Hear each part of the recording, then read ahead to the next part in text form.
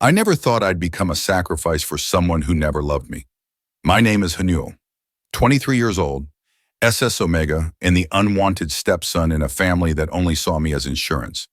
My stepsister, Ariam, was the golden daughter, beautiful, adored, perfect in every way that mattered to our parents.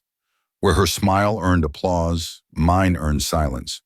Where her mistakes were forgiven with laughter, mine were punished with cold shoulders and closed doors.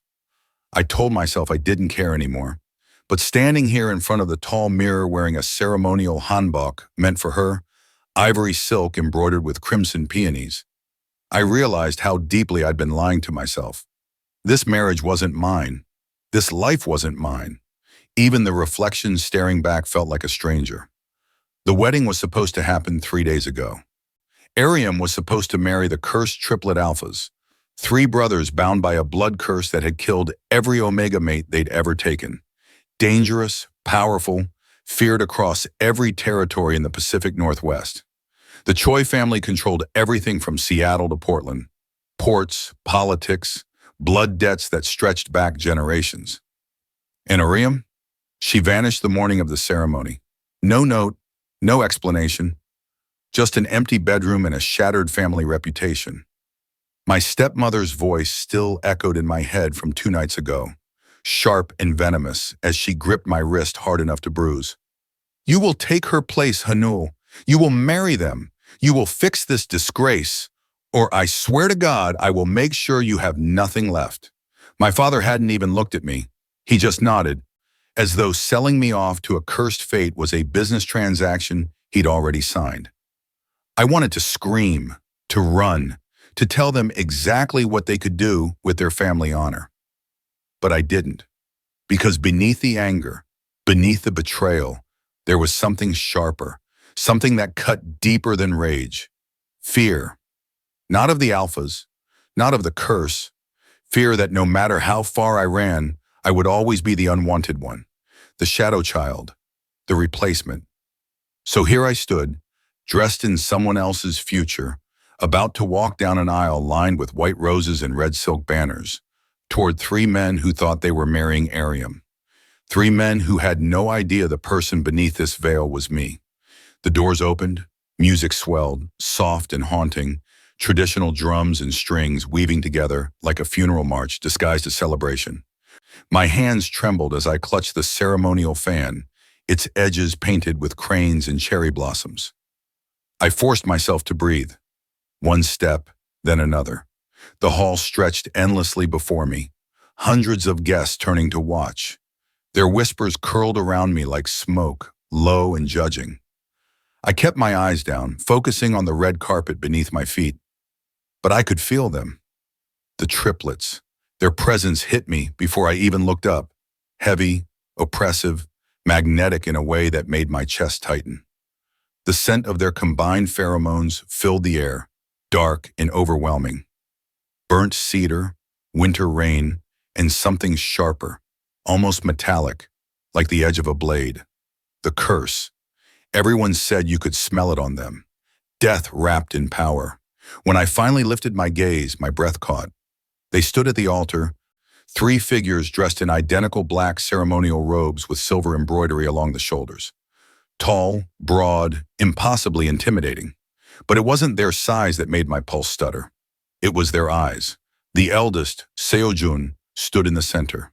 His expression was carved from stone, cold, calculating, unreadable. His dark hair was pulled back sharply, revealing a face that could have been sculpted by an artist obsessed with perfection and cruelty in equal measure.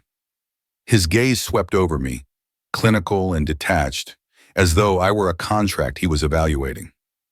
To his right stood Taemin. He was leaner, sharper, with silver piercings glinting along his ear and a smile that didn't reach his eyes. His stare was different, curious, almost amused, like he was watching a game unfold and already knew the ending. His fingers drummed lightly against his thigh, restless energy barely contained. And on the left was Minho, the youngest. His jaw was tight, his hands clenched into fists at his sides. Unlike his brothers, he didn't hide his emotions. Anger simmered just beneath the surface, his dark eyes burning with something raw and resentful. He didn't want to be here. That much was clear. None of them looked at me like I was a person. I was a transaction, a solution, a replacement bride. The officiant's voice droned on in formal Korean, words I barely registered. My heart hammered so loudly I was certain everyone could hear it. When it came time for the vows, Seojun spoke first. His voice was deep, steady, emotionless. I accept this bond. Taemin's smile widened, but his tone was mocking. I accept this bond. Minho said nothing for a long moment. His gaze locked onto mine, and for the first time, I felt seen. Not as Ariam, not as a replacement, as prey. Finally, through gritted teeth, he said, I accept this bond. The officiant turned to me. Do you accept this bond? My throat was dry. My pulse roared in my ears.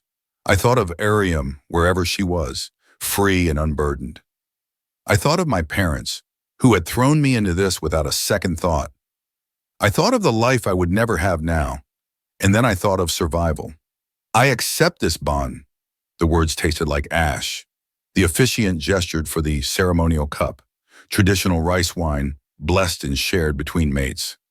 Seojun took it first, his lips barely touching the rim before passing it to Taemin, who drank deeply, his eyes never leaving me.